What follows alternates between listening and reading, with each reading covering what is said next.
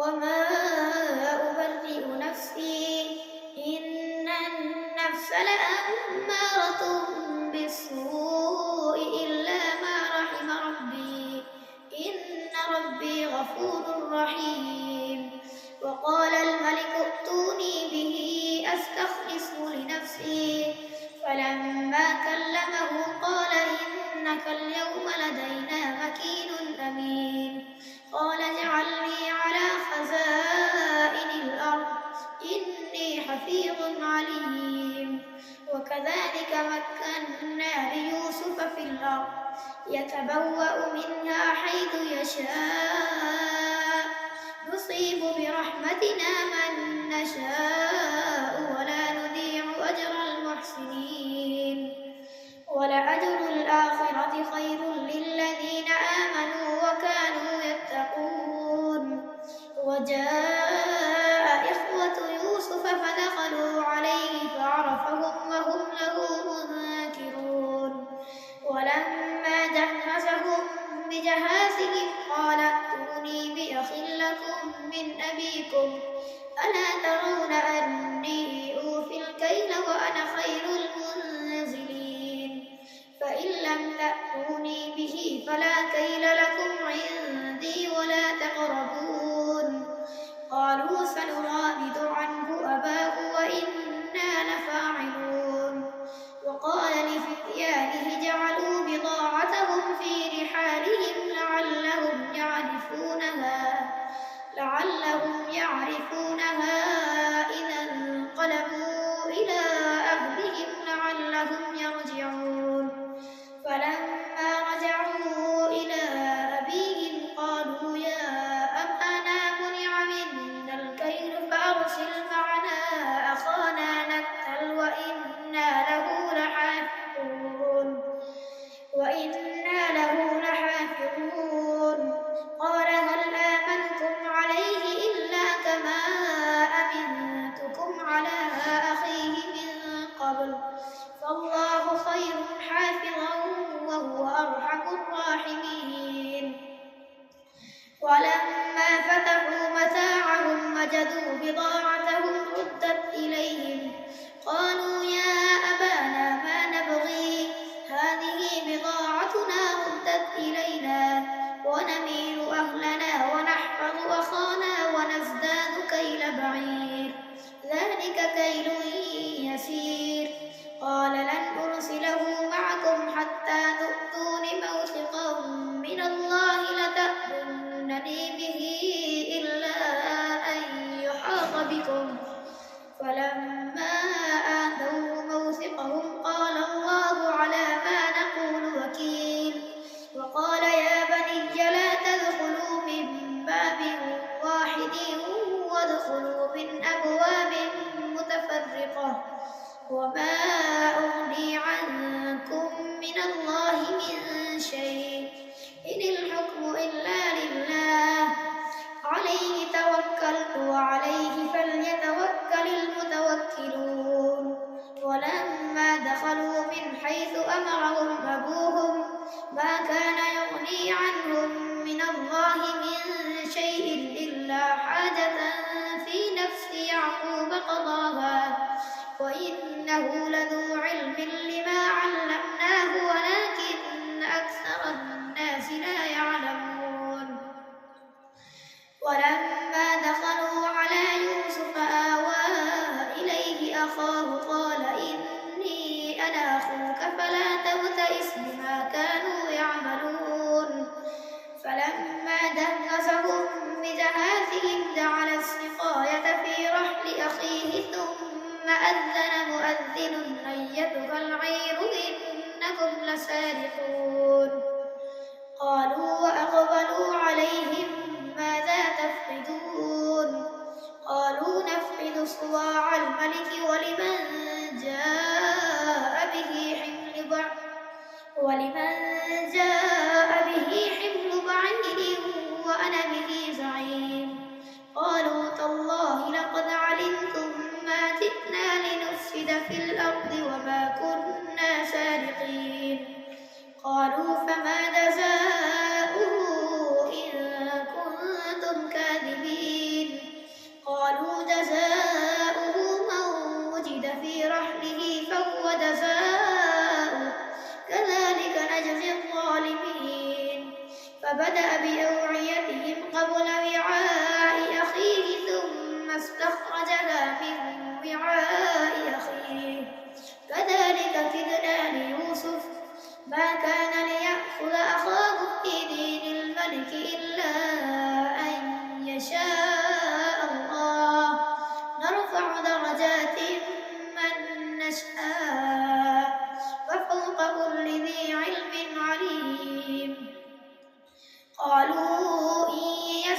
لقد سرق أخ له من قبل فأسرها يوسف في نفسه ولم يبدها لهم قال أنتم شر مكانا والله أعلم بما تصفون قالوا يا أيها العزيز إن له أبا شيخا كبيرا فخذ أحدنا مكانه إنا نراك من المحسنين قال معاذ الله أن نأخذ إلا من وجدنا متاعنا عنده إنا إذا لظالمون فلما استيئسوا منه خلصوا نجيا قال كبيرهم ألم تعلموا أن أباكم قد أخذ عليكم موثقا من الله ومن قبل ما فرطتم في يوسف فلن أبرح الأرض حتى يأذن لي أبي أو يحكم الله لي وهو خير الحاكمين ارجعوا إلى أبيكم فقولوا يا أبانا إن ابنك سرق وما شهدنا إلا بما علمنا وما كنا للغيب حافظين واسأل القرية التي كنا فيها والعير التي أقبلنا فيها وإنا لصادقون قال بل سولت لكم أنفسكم أمرا فصبر جميل عسى الله أن يأتيني بهم جميعا إنه هو العليم الحكيم وتولى عنهم وقال يا أسفا على يوسف وابيضت عيناه من الحزن فهو كظيم قالوا تالله تفتأ تذكر يوسف حتى تكون حرضا أو تكون من الهالكين قال إنما أشكو بثي وحزني إلى الله وأعلم من الله ما لا تعلمون يا بني اذهبوا فتحسسوا من يوسف وأخيه ولا تيأسوا من روح الله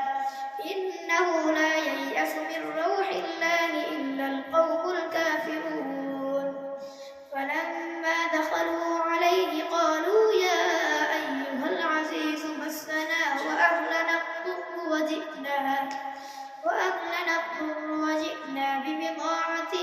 مزجاة فأوف لنا الكيل وتصدق علينا إن الله يجزي المتصدقين قال هل علمتم ما فعلتم بيوسف وأخيه إن أنتم جاهلون قالوا أئنك لأنت يوسف قال أنا يوسف وهذا أخي قد من الله علينا إنه من يتق ويصبر فإن الله لا يضيع أجر المحسنين قالوا تالله لقد آثرك الله علينا وإن كنا لخاطئين قال لا تثريب عليكم اليوم يغفر الله لكم وهو أرحم الراحمين اذهبوا بقميصي هذا فألقوه على وجه أبي يأت بصيرا وأتوني بأهلكم أجمعين ولما فصلت العير قال أبوهم إني لأجد ريح يوسف لولا أن تفندون قالوا تالله إنك لفي ضلالك القديم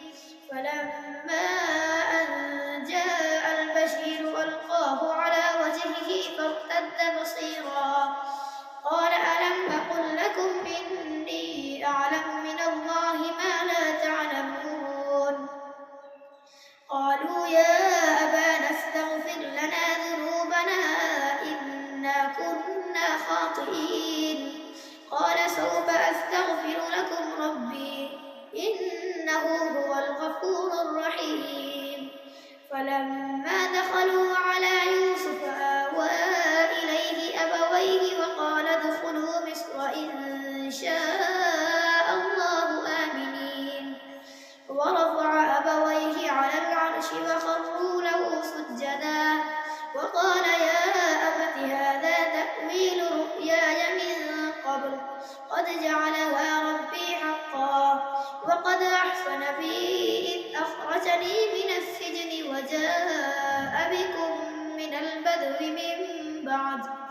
من البدو من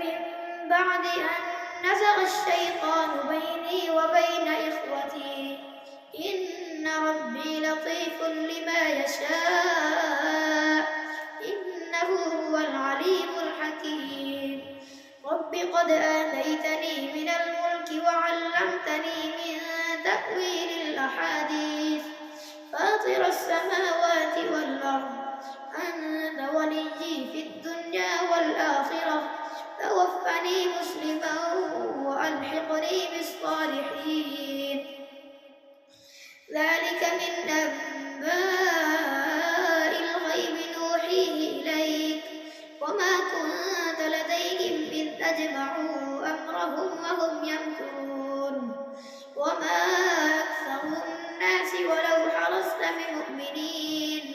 وما تسألهم عليه من أجر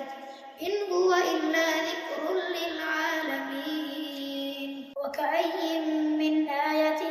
في السماوات والأرض يمرون عليها وهم عنها معرضون وما يؤمن أكثرهم بالله إلا وهم مشركون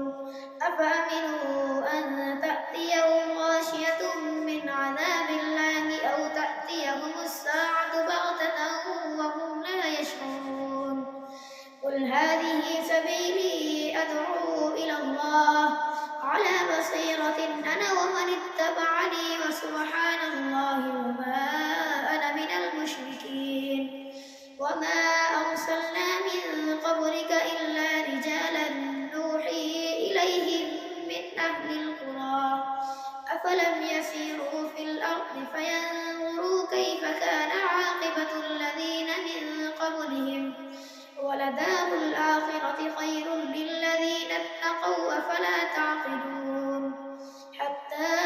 إذا استيأس الرسل وظنوا أنهم قد كذبوا جاءهم نصرنا فنجي من نشاء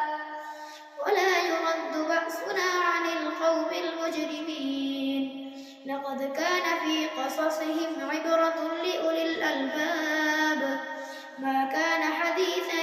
يفترى ولكن تصديق الذي بين يديه وتفصيل كل شيء وهدى ورحمة لقوم يؤمنون ألف لام ميم را تلك آيات الكتاب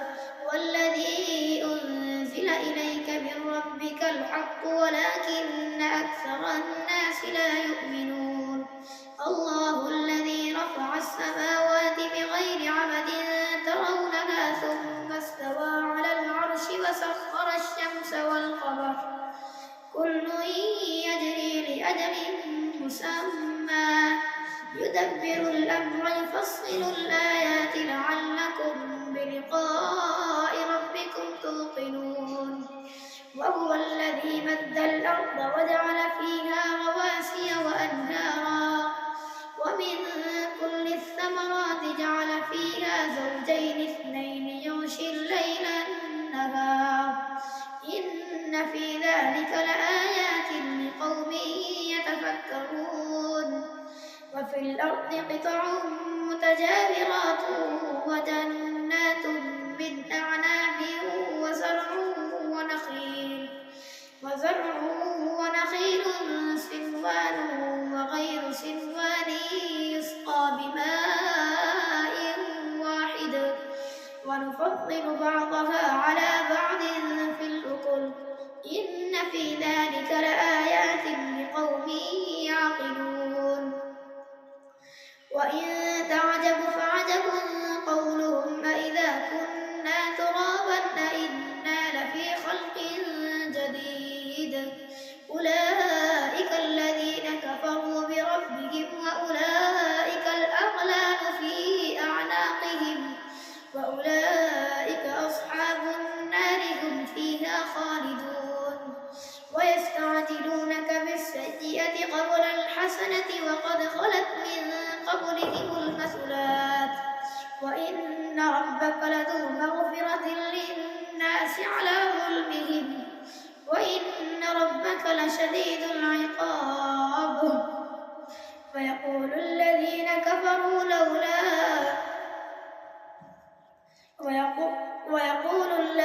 كفروا لولا أنزل عليه آية من ربه إنما أنت منذر ولكل قوم هاد الله يعلم ما تحمل كل أنثى وما تغيض الأرحام وما تزداد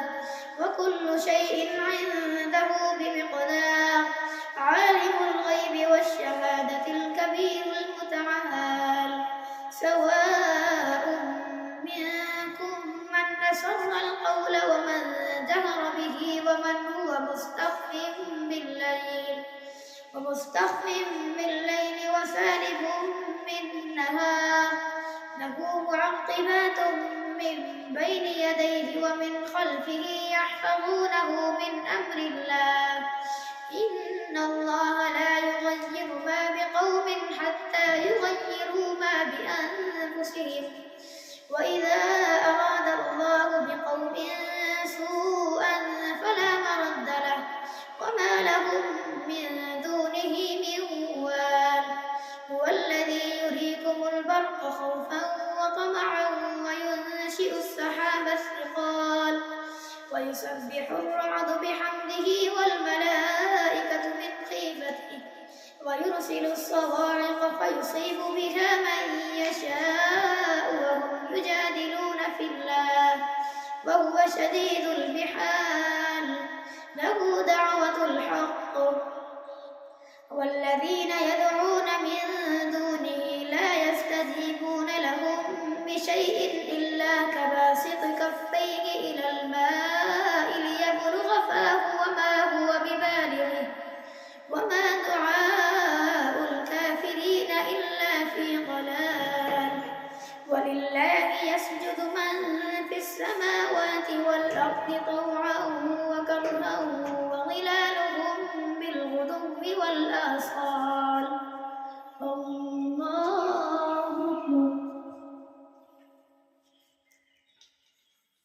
الله أكبر قل من رب السماوات والأرض قل الله قل أفاتخذتم من دونه أولياء لا يملكون لأنفسهم نفعا ولا ضرا قل هل يستوي الأعمى والبصير أم هل تستوي الظلمات والنور أم جعلوا لله شركاء خلقوا كخلقه فتشابه الخلق عليهم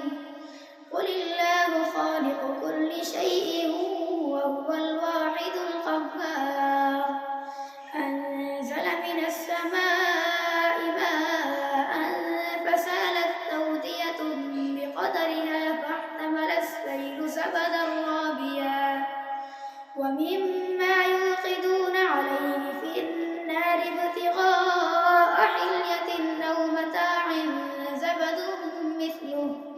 كذلك يقلب الله الحق والباطل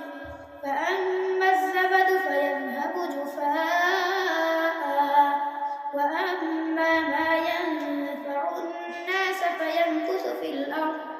كذلك يضرب الله الأمثال